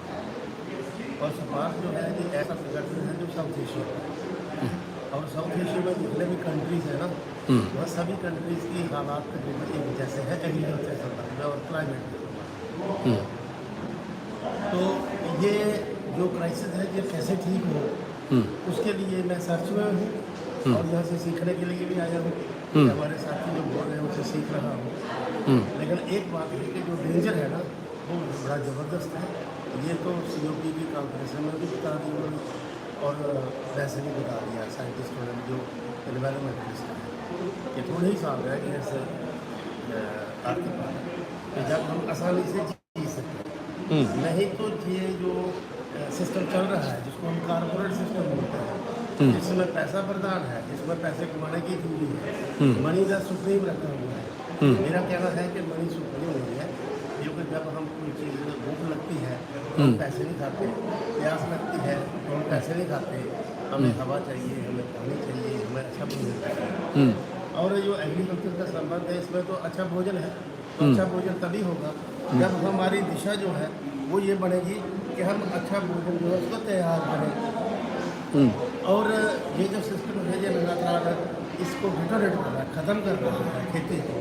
क्योंकि हमने देखा पहले नेचुरल खेती थी, तो नेचुरल खेती से क्या था कि सारा एक था उत्तम खेती, लोगों की बात करें खेती सबसे उत्तम बढ़िया क्या है खेती है। आज खेती को कहाँ से कहाँ बचा दिया इन्होंने, किसान को तो बीज मंडा बना दिया, किसान के पास कोई छोड़ा ही नहीं, कोई रहा ही नहीं। और ना किसान के बेटे जो हैं वो खेती करना चाहते हैं क्योंकि उसमें ऐसा नहीं है। और कारपोरेट सिस्टम कहता है कि जो पैसा है वो कमाओ, आपको क्या करना है खेती से। सारी दुनिया पैसा कमाने की तरफ चली जाए और खेती का व्यवसाय या प्रोफेशन है इसको बंद कर देता है। दुनिया में खेती खत्म कर दो, बताओ जीना है कोई? नहीं जी सकता। तो मेरा ये है कि मैं लगातार मीटिंगें ये सुन रहा हूँ, कर रहा हूँ, देख रहा हूँ और अपने एरिया में हम प्रोजेक्ट भी कर रहे हैं इन बातों को कि जो पैसा है ये सब कुछ नहीं है, सब कुछ जो है ना वो तो है कि जो हमारा व्यवहार है ये शुद्ध बढ़े। और एक मेरे माइंड में जो बात है वो आप कहना चाहता हूँ, मुझे लगता है उसको जरूर हाईलाइट करेंगे। ये लाइव जा रहा है, दुनिया लाइव देख रही है आज। वो ये है कि अगर खेती खत्म हो जाएगी ना तो इसका मतलब हमारा इन्वायरमेंट खत्म हो जाएगा।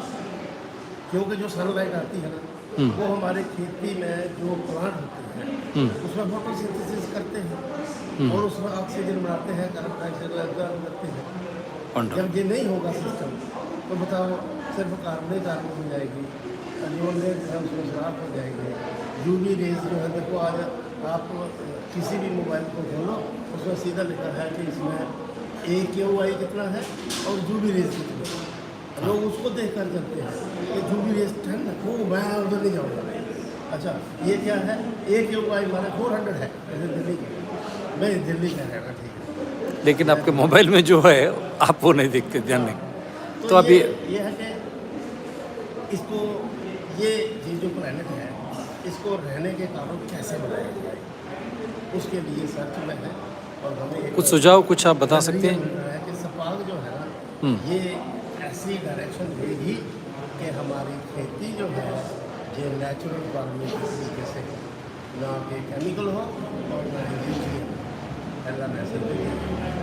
और नेचुरल तरीके से कैसे करनी है इसमें बजट चाहिए। और जितना भी ये सरकारें हैं ना कम से कम अपना 50% बजट जो है ना वो खेती को दे, किसके लिए कि खेती की सेहत ठीक करने के लिए और हमारी जो क्रॉप निकल रही है वो इंसान के लिए, इसके लिए वो बजट है।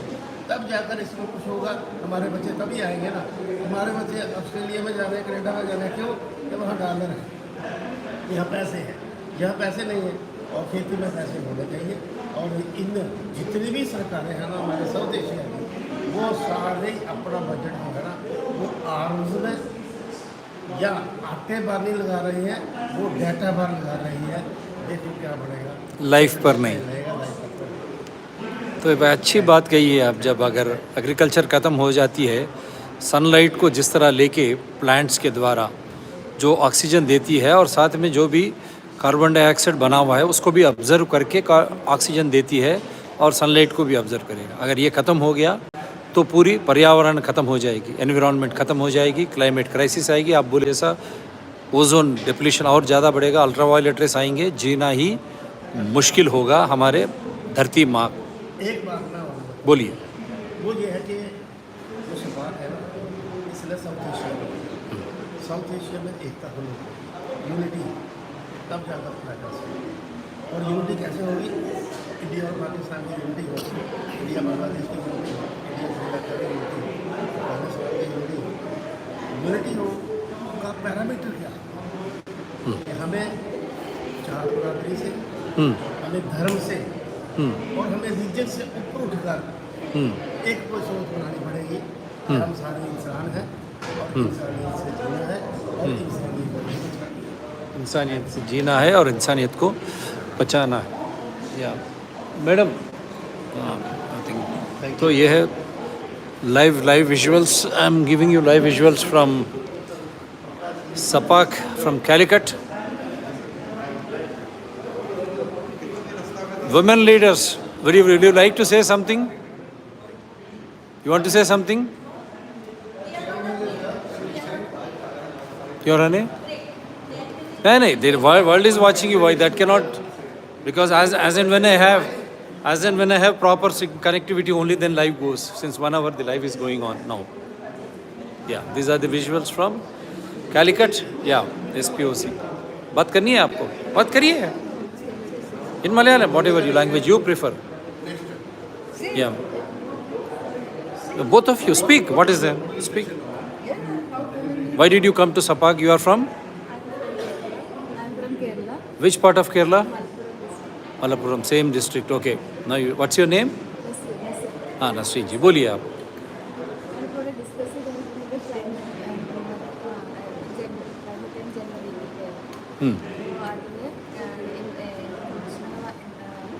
കുറച്ച് ക്ലൈമറ്റ് ചേഞ്ച് ആസ്പെക്റ്റിനെ കാണുന്നു. ഇപ്പോൾ നമ്മൾ അനുഭവിക്കുന്ന ക്ലൈമറ്റ് ചേഞ്ച് എന്ന് പറയുന്നത് കൂടുതലായിട്ട് വുമണിൻ്റെ കോൺട്രിബ്യൂഷൻ എന്ന് പറയുന്നത് വളരെ കുറവാണ്. പക്ഷേ കൂടുതൽ വിക്റ്റിമാവുന്നു. അതേസമയം ഈ സന്ദർഭങ്ങളിൽ കൂടുതൽ ആക്ട് ചെയ്യേണ്ടത്, ഈ സമയത്ത് കൂടുതൽ പ്രവർത്തിച്ച് സൊല്യൂഷൻ എടുക്കേണ്ടതും നമുക്കാവുന്ന സാധ്യതയുണ്ട്. അത് നമ്മൾ ഡിസ്കസ് ചെയ്തു. പിന്നെ മറ്റൊരു കൂടുതൽ പറയപ്പെടുന്ന ഒരു ഐഡിയ എന്ന് പറയുന്നത് സ്ത്രീയും പ്രകൃതിയും ഒരേ സമയം ചൂഷണം ചെയ്യപ്പെടുന്നു എന്നുള്ളതാണ്. പക്ഷെ അത് ഒരു തെറ്റായ ധാരണ, പ്രചരിച്ചുകൊണ്ടിരിക്കുന്ന തെറ്റായ ധാരണയാണ്. എന്താണെന്ന് വെച്ച് കഴിഞ്ഞാൽ പ്രകൃതിക്ക് ഒരിക്കലും സ്വയം തീരുമാനം എടുക്കാനോ നേരിടുത്ത ചൂഷണത്തിനെതിരെ പ്രവർത്തിക്കാനോ കഴിയില്ല. പക്ഷെ അതേസമയം സ്ത്രീകൾക്ക് സംഘടിക്കാനും അവരുടെ അഭിപ്രായങ്ങൾ പറയാനും സൊല്യൂഷൻസ് ആയിട്ട് വരാനും പ്രവർത്തിക്കാനും കഴിയും. അപ്പോൾ അത്തരം മാറി ചിന്തിക്കപ്പെടുന്ന കുറച്ച് ഐഡിയാസിനെ കുറിച്ച് ഡിസ്കസ് ചെയ്യുന്നത്. ഇനി അടുത്ത സെഷനിൽ എന്തൊക്കെയാണ് സ്ത്രീകൾക്ക് ക്ലൈമറ്റ് ചേഞ്ചിനെ ടാക്കിൾ ചെയ്യാൻ ക്ലൈമറ്റ് ചേഞ്ച് മലയാളം എന്താ പറയൂ? കാലാവസ്ഥാ വ്യതിയാനം. So we'll be discussing one of the action Right. plans which we can come up with. So good luck. Yeah, we have 79-year Dr. Gabriele, which I have already recorded. We have a special show with her, which I will telecast it. But we are live now. She has again been part of the deliberations. Yes, madam, what is that you have been discussing today? Oh, yeah, today we were discussing about the role of women in the ecological movements and all that, no? And I mean, this whole debate doesn't have has not absorbed very much judge any feminist perspective or anything. And obviously the decision making about the economy and about the political system in which we are living are not primarily taken by women, you know. So women do not have a voice. And so if we talk of transformation of the system, then obviously, you know, we have to find out what is the role of women in this. And also, women are not seen as, I mean, only in specific ways they are seen as an active and decisive force in the society. Yeah. And generally the idea is that women are homemakers and all this. And on top of this, they also work. So the whole housework and whatever they do in the social function Right. conforming to women's roles, that is not really valued in any way. You know? So Right. that is the problem. There have been these old debates about wages for housework and all this, but that means only keeping women in place. No? And so there is a question of how do we look Right. at women's work, especially, I mean, like in a more leftist conceptualization, we are talking of production and reproduction, and then women are very crucial in that role, you know. Right. And I mean, it's a very old debate which came up in the 80s already, Right. and that women said, right the hell, I mean, is it not, if we are pregnant and we produce new human beings, is it not a production process? Why is it you know? And so can we not decide to do it under better conditions? That means, Right. you know? Understood. Understood. Wonderfully. Very well said. That's your And not in crisis conditions. not wages for housework, that will Right. not solve the problem. Right. Because it is the production process as a whole in which we want to say. Wonderful. And if women have more of a say in the production process, definitely the ecological problem may be looked at in a very different way and in a more sustainable way and in a more nurturing kind of Women can sense. think in a better way. Because women are doing all this. Women are not only doing the housework, Right. they are doing the gardening. Women are in agriculture only because of the farmers' movement. Right. Now we have seen, there are these women who are also farmers, you know. Right. If a woman commits suicide, she commits suicide. If a farmer commits suicide, it's a Farmer, that's what. Suicide and it has to be compensated, you see. I know, So I know. what women do is not compensated. Right. Because it's not valued. So Right. that is the thing. Also, part of this we have been discussing here also. Right. Because we have had this good conceptualization since very long. I understand. They have not sunk into the perceptions, they have not sunk into the planning process. Right. And of course, women they fetch the water, they do the cooking. So it is very impossible Right. to keep women in this suppressed state Right. and still expect their constructive contribution. So there has to be space For women in the policy making and the decision making. life and livelihood, And- and for a better ecological perception of the society and Wonderful. changing the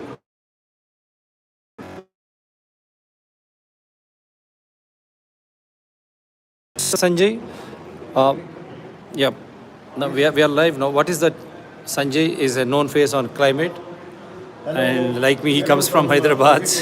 Calicut, as it was known earlier. Yeah, And with another young lady who is also coming from Hyderabad, by the way, you know that she's also working in Uppal, oh really? staying in Uppal. From Malappuram, native of.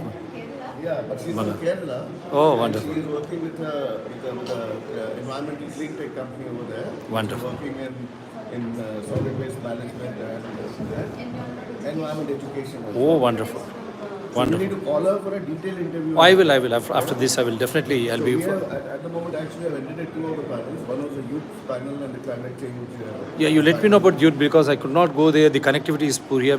Whatever limited They were sources. talking about their impressions about some of the people have attended COP27 and what they carried back from COP27 and what they thought could be done over here Yeah. locally in India Yeah, as a part of what was actually deliberated at COP27. yeah. And that is aligned with what we discussed on the night yesterday. Yesterday, yeah. They were questioning the relevance of COP as a meeting itself. Yes. And achieving any results for the world Right. class. Yeah. Here we were discussing about the gender issues. And one of the main things that came out essentially was the effect of patriarchy, Yeah. which also is a sort of a seminal influence. Sahadevanji, 1 minute. Ek second. Influence on climate change.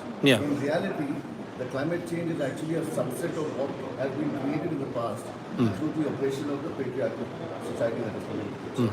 So first and foremost, being able to get an inclusive model which allows every stakeholder in the world to participate in this global problem that you're facing in the form of climate change is the issue that needs to be handled. Yeah. And everything else will slowly fall in place because governance is also dependent on representation and the voice of the people. Yeah. And I was just talking to her about involving her with one of the larger NGOs across the country, which is called the MCN, the Muslim Community Network operating out of Hyderabad, which I mentor with Father Edwin. Across the fishermen community, as well as across the other communities in Calicut. He is from Nagarkoil. He is from Nagarkoil and keeps coming to Uppal regularly. And of course, you are already aware I'm a member of it. Go on initiatives as well Yeah. as people like Nidanan who can actually come on board from the Western coast. Yeah. So I think this is a good message that can reach all the people. Right. And I invite all of them to actually at least come in the last 2 days of this conference, which is today and tomorrow, and engage to the best extent possible and carry the message back into the communities for improvement. We have 2 more boys here. They are from Maharashtra. They met me yesterday. This gentleman, he used to work in the corporate sector in the IT industry in Pune.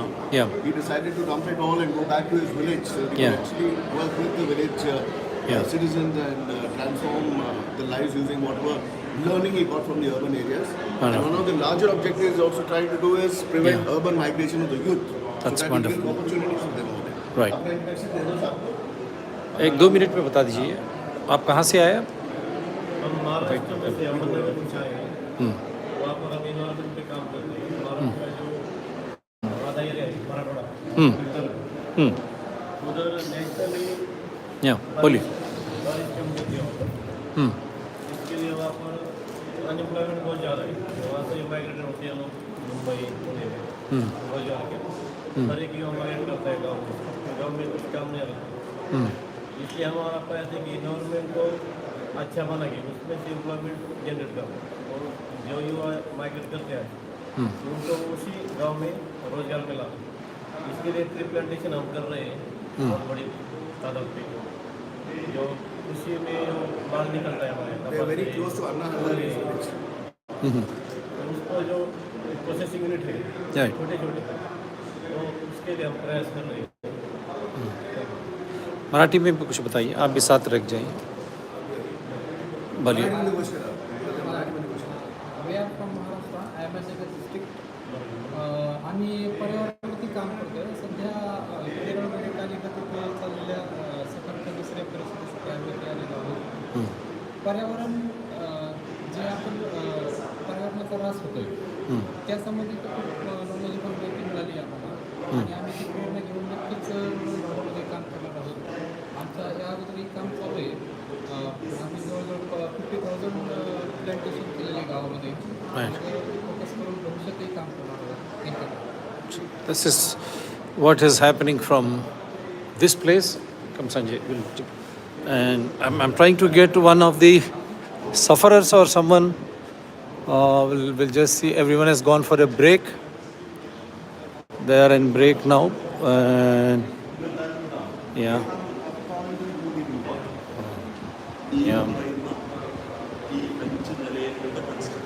This is where we had a discussion, and this is what is the break time. So, one word. So,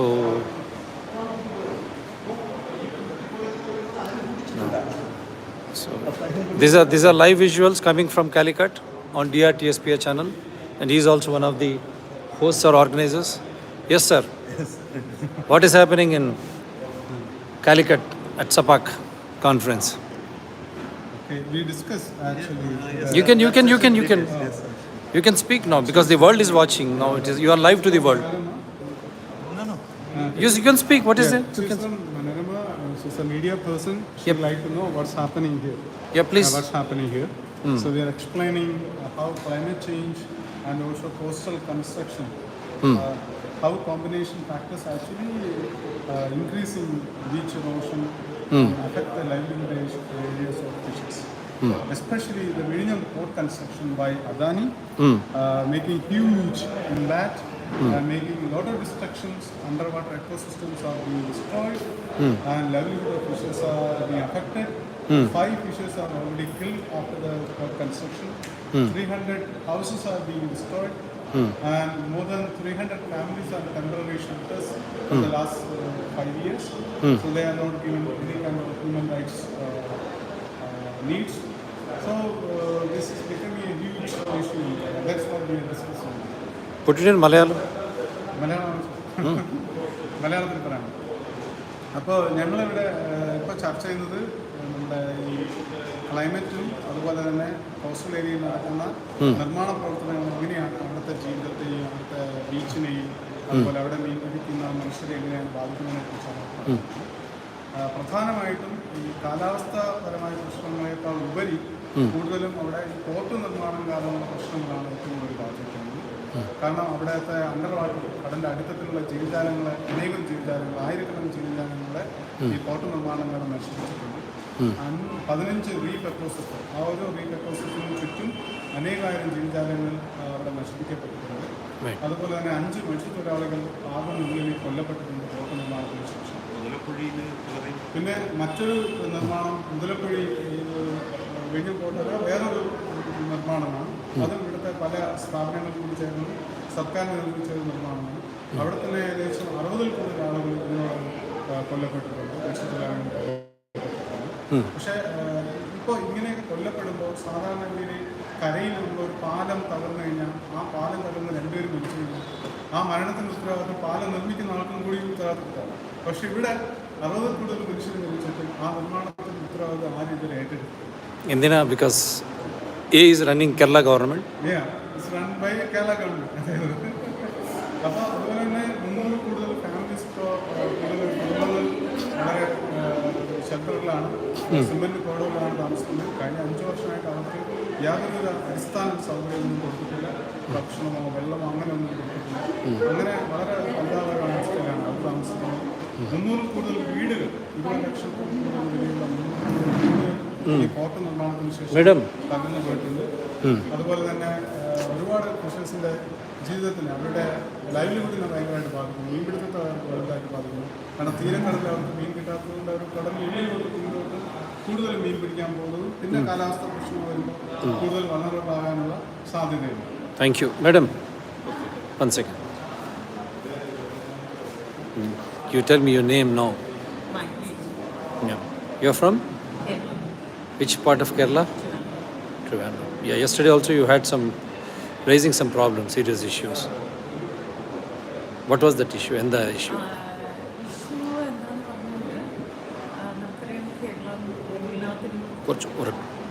Keralam എല്ലാത്തിനും മോഡലാണ് നമ്മൾ പറയുന്നത്. World നോക്കിക്കാണുന്നത് കേരളം മോഡലാണ് പല കാര്യങ്ങളും സംബന്ധിച്ചത്. പക്ഷേ ആ സാഹചര്യത്തിൽ പോലും കേരളത്തിൽ മത്സ്യത്തൊഴിലാളികളുടെ അവസ്ഥ ഭയങ്കര ദയനീയമാണ്. കാരണം എന്താണെന്ന് പറഞ്ഞാൽ നമുക്കറിയാം ഒരു വലിയൊരു പ്രതിസന്ധി ഇവിടെയുണ്ട്. അതെന്ന് പറഞ്ഞാൽ ക്ലൈമറ്റ് ക്രൈസിസ് നടക്കുന്നുണ്ട്. ക്ലൈമറ്റ് ക്രൈസിസിൻ്റെ ഏറ്റവും കൂടുതൽ അഫക്റ്റഡ് ആവുന്ന ആളുകൾ മത്സ്യത്തൊഴിലാളികളാണ്. പക്ഷെ അത് ക്ലൈമറ്റ് ചേഞ്ച് നാച്ചുറൽ ഫിനോമിന മാത്രമല്ല. ഇവിടെ നടക്കുന്ന ഡെവലപ്മെന്റ് പ്രോഗ്രാംസ് ഇവിടെ ഈ ക്ലൈമറ്റ് ക്രൈസിസിന് അല്ലെങ്കിൽ ക്ലൈമറ്റ് ഇഷ്യൂവിന് അതിൻ്റെ ഒരു ആഴം കൂട്ടുന്ന രീതികളുണ്ട്. എന്താ പ്രോഗ്രാംസ്? പ്രോബ്ലംസ് എന്ന് പറയുന്നത് ഒന്നിപ്പം നമുക്കറിയാം കേരളത്തിലെ തന്നെ മത്സ്യത്തൊഴിലാളി മേഖലയിൽ ഈ പ്രത്യേകിച്ച് ഇടതുപക്ഷ സർക്കാർ കൊണ്ടുവരുന്നിട്ടുള്ള നയങ്ങൾ കൂടുതൽ റെഫ്യൂജീസിന് ക്രിയേറ്റ് ചെയ്യുന്നൊരു സാഹചര്യമാണ് കേരളത്തിലുള്ളത്. Refugees, sir? Come.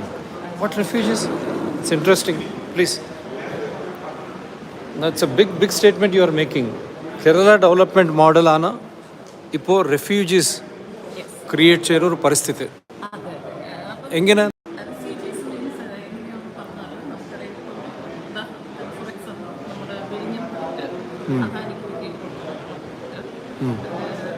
അതുപോലെ തന്നെ നമുക്ക് കേരളത്തിനകത്ത് കാസർഗോഡ് ജില്ലയിൽ ഒരു പോർട്ട് വന്നിട്ടുണ്ട്, മഞ്ചേശ്വരം പോർട്ട്. ഈ പോർട്ടുകളുടെ നിർമ്മാണത്തിലൂടെ സംഭവിക്കുന്നതെന്ന് പറഞ്ഞാൽ പെട്ടെന്ന് ക്ലൈമറ്റ് ചേഞ്ച് ആവുകയും അവിടെ സീ ഇറോഷൻ സംഭവിക്കുന്നുണ്ട്. സീ ഇറോഷൻ സംഭവിച്ചിട്ട് ആളുകളുടെ വീടുകൾ പൂർണ്ണമായിട്ട് നഷ്ടപ്പെടുന്നു.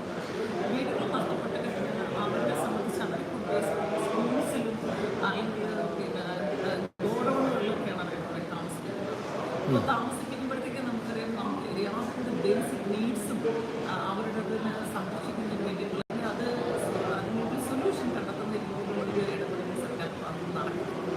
ഇപ്പോഴും നോക്കിയാൽ 300-ലേറെ കുടുംബങ്ങൾ കേരളത്തിൽ ഒരു ജില്ലയിൽ മാത്രമായിട്ട് ഈ പറയുന്ന ക്ലൈമറ്റ് ക്രൈസിസിൻ്റെ ഭാഗമായിട്ടുള്ള റെഫ്യൂജീസ് ആയിട്ട് താമസിക്കുന്നത്. അത് 1-2 വർഷമല്ല, ഇപ്പം 4.5 വർഷമായിട്ട് ഒരു 10 അടി നീളം ഒരു ചെറിയ ടിൻ ഷീറ്റിന് ഒരു ഭാഗികമായിട്ട് മറച്ചുള്ള അവർക്ക് പെൺകുട്ടികളെ സംബന്ധിച്ച് പറയുകയാണെങ്കിൽ അവർക്ക് ഡ്രസ്സ് മാറണമെങ്കിൽ അവരുടെ പാരൻസിനും അല്ലെങ്കിൽ അവരുടെ ആ വീട്ടിനകത്ത് താമസിക്കുന്ന എല്ലാവരും പുറത്തു നിന്നുകൊണ്ടാണ് അവിടെ പിന്നെ ഡ്രസ്സ് പോലും മാറുന്നത്. മാത്രമല്ല വിദ്യാർത്ഥികൾക്ക് പോലും 10-50 വിദ്യാർത്ഥികൾക്ക് ഒരു ടോയ്ലറ്റാണ്. പലപ്പോഴും സ്കൂളിലേക്ക് പോകുന്നതിന് വേണ്ടി കുട്ടികൾ മൊത്തത്തിൽ ക്യൂ നിന്നിട്ടാണ് ടോയ്ലറ്റ് യൂസ് ചെയ്യുന്ന സ്കൂളുകൾ. അതിൽ വാതിലുകൾ ഡോറ് പലതും പൊളിഞ്ഞു പോയിട്ട് അപ്പോൾ ഇവിടെ ഒരു അമ്മ പെൺകുട്ടിയെ കുളിക്കണമെന്നുണ്ടെങ്കിൽ അമ്മ ഇങ്ങനെ ഡോർ പിടിച്ചു കൊടുക്കുന്ന ഒരു സ്ഥിതിവിശേഷം. ശരിക്കും അവർക്ക് ഒരു ഹെൽത്ത് കെയർ കിട്ടുന്നില്ല. അവർക്ക് പ്രോപ്പറായിട്ടുള്ളൊരു ഫുഡ് ഒരു ഹെൽത്തി ഫുഡ് കിട്ടുന്നില്ല. അവർക്ക് അതുപോലെ അവരുടെ അങ്ങനെ നിരവധിയായിട്ടുള്ള പ്രശ്നങ്ങൾ, പ്രോപ്പർ ഡ്രിങ്കിങ് വാട്ടർ കിട്ടുന്നില്ല. അങ്ങനെ നിരവധിയായിട്ടുള്ള പ്രശ്നങ്ങൾ. അതുകൊണ്ടാണ് നമ്മൾ പറയുന്നത് നമ്മുടെ ഫെസിലിറ്റീസിന് കിട്ടുന്നത് സ്വാഭാവികമായിട്ട് യുദ്ധമേഖലയിൽ ഉണ്ടാവുന്ന അഭയാർത്ഥികളായിട്ട് വരുന്ന ആളുകളെ കൊണ്ട് വളരെ മാന്യമായിട്ട് അവരെ ട്രീറ്റ് ചെയ്യും. പക്ഷേ കേരളത്തിൽ ഇത്രയും വലിയ എല്ലാത്തിനും വളരെ പോസിറ്റീവായിട്ട് ചിന്തിക്കുന്ന കേരളത്തെ സംബന്ധിച്ചിട്ടാണ് മത്സ്യത്തൊഴിലാളികൾ റെഫ്യൂജീസിന് എന്നൊരു വളരെ മോശമായ നമ്മൾ ഇന്ത്യക്കാരല്ല അല്ലെങ്കിൽ കേരളത്തിലെ ആളുകളല്ല, നമ്മൾ വേറെ എവിടെ നിന്നോ ഏതൊരു രാജ്യത്തു നിന്നും വന്ന് അത് മാത്രമല്ല ഇതുമുഖത്തുനിന്ന് വരുന്നവരായിട്ടില്ല, അനധികൃതമായിട്ടുള്ള കുടിയേറ്റ് ആളുകളെ അവർക്ക് കൊടുക്കുന്ന പരിഗണന നമുക്ക് കിട്ടാത്തത് കൊണ്ടാണ് കേരള ലിറ്ററേറ്റ് സൊസൈറ്റി അല്ലേ? ലിറ്ററേറ്റ് സൊസൈറ്റി മാർക്സിസ്റ്റ് ഗവൺമെൻറ് ഉണ്ടോ? പിന്നെ വളരെ തെറ്റായ ധാരണയാണ് ഈ പറയുന്ന ഈ കേരളത്തെ കുറിച്ച് ഇവിടെ പറയുന്നൊന്നുമല്ല യാഥാർത്ഥ്യം. കേരളത്തിൽ ഇപ്പോഴും പട്ടിണി മരണം നടക്കുന്ന ഒരു യാഥാർത്ഥ്യമാണ്. ഞാൻ അതുപോലെ ഇവിടെ ആളുകളുടെ ബേസിക് നീഡ്സ് പോലും സംരക്ഷിക്കുന്ന ഗവൺമെൻറ് അല്ല എന്നുള്ളത് യാഥാർത്ഥ്യമാണ്. അത് ഇത് മാത്രമല്ല, ഇപ്പം നടക്കുന്ന ഡെവലപ്മെൻറ്റ് പ്രോഗ്രാം നല്ല നിർദ്ദേശിച്ചിട്ടുള്ള പ്രോഗ്രാംസ് ആണ് നടക്കുന്നത്. കാരണം അദാനി അംബാനിയൊക്കെ ആർക്കും ആവശ്യം, ഞങ്ങൾക്ക് അദാനി അംബാനിയൊക്കെ ആവശ്യം. പാവപ്പെട്ട മനുഷ്യർക്കുമല്ല കേരളത്തിൽ. അത് പിണറായി വിജയൻ സ്ഥാപനം മനസ്സിലായില്ലേ? പിണറായി വിജയനാണ് ആവശ്യം. പിണറായി വിജയൻ എന്ന് പറയും കേരളത്തിൽ ഭരിക്കുന്നത് ഒരു മാഫിയ സംഘമാണ്. മാഫിയ സംഘം മീൻസ് ഇതുപോലുള്ള സമ്പന്നരായിട്ടുള്ള ആളുകളെ പ്രൊട്ടക്ട് ചെയ്യാൻ വേണ്ടി അതൊന്നും ഇവർക്ക് വ്യക്തിപരമായിട്ട് ലാഭം ഉണ്ടാക്കാത്ത അവരെ ഇവർ പൊളിറ്റിക്കൽ ബ്യൂറോക്രസി വർക്ക് ചെയ്യുന്നത്. അത് ബൂഷോ ബ്യൂറോക്രസിയാണ്. അവരെ ഭയങ്കരമായിട്ട് ഇവിടുത്തെ വലിയ സമ്പന്നരെ കോടീശ്വരന്മാരെ സംരക്ഷിക്കുന്ന രീതിയിലുണ്ട്. അതിന് വേണ്ടിയിട്ടാണ് നമ്മൾ കൂടുതലായിട്ടൊന്നും തയ്യാറായിട്ടുണ്ട്. വേറെ പാർട്ടി എന്താ ചെയ്യുന്നുണ്ട്? UDF, പിന്നെ വേറെ പാർട്ടി ഉണ്ടല്ലേ, NDA. ഓഹോ, UDF-ന്റെ കാലത്താണ് ഈ പറഞ്ഞ പല പ്രോജക്റ്റുകൾ സൈൻ ചെയ്തിട്ടുള്ളത്. അവർ മാറുമ്പോൾ LDF വരുമ്പോഴത്തേക്ക് LDF അതേ രീതിയിൽ തന്നെ അവർ സപ്പോർട്ട് ചെയ്യാറുണ്ട്. പിന്നെ BJP സംബന്ധിച്ച് അങ്ങനെയല്ല. BJP സംബന്ധിച്ച് സാധാരണ ഈ ഞങ്ങളെപ്പോലുള്ള മനുഷ്യരൊക്കെ ഇല്ലായ്മ ചെയ്യുന്ന ലക്ഷ്യമാണ്. അപ്പോൾ ഇതാണ് ഇപ്പോൾ കേരളത്തിൽ നടക്കുന്നത്. പുറത്ത് നടക്കുന്ന എല്ലാവരും പറഞ്ഞ് കേരളത്തിൽ സാധിക്കും, കേരളം ഭയങ്കര പെർഫെക്റ്റ് ആണെന്ന് പറയുമ്പോൾ അതൊക്കെ വെറും തെറ്റായ ധാരണയാണെന്ന് കാണിക്കാൻ വേണ്ടിയിട്ട് ഞാൻ അവരെല്ലാം എൻ്റെ വില്ലേജിൽ എന്ത് നാട്ടിൽ ഞാൻ സ്വാഗതം ചെയ്യും. ഏതാ വില്ലേജസ്? എൻ്റെ വില്ലേജ് ഞാൻ താമസിക്കുന്ന വില്ലേജ് വലിയ എഫക്റ്റായി. പേരെന്താ വില്ലേജ്? വില്ലേജ് വേലിയാണ്. പക്ഷേ വേലിയിലേക്കല്ല ഞാൻ വിളിക്കുന്നത്. വലിയ തുറ, ചെറിയ തുറ, ഭീമാതുറ, പൂന്തുറ, ഈ ഗ്രാമത്തിലേക്ക് അവർ വന്നിട്ടുണ്ട്. ചോദിക്കട്ടെ ഗവൺമെൻറ് താമസിക്കുന്നത് ഈ പൊളിറ്റീഷ്യൻസ്, കേരളത്തിലെ പൊളിറ്റീഷ്യൻസ് എന്താണ് ചെയ്തിട്ടുള്ളത് ചോദിക്കട്ടെ. എന്ന് പറഞ്ഞാൽ കേരളം ഭരിക്കുന്നത് കുറച്ച് ഞാൻ നേരത്തെ പറഞ്ഞ അല്ലെങ്കിൽ ഇവിടുത്തെ വലിയ മാഫിയ സംഘം ഭരിക്കുന്ന ഒരു കാലഘട്ടം ഇന്ത്യയിലൂടെ കടന്നു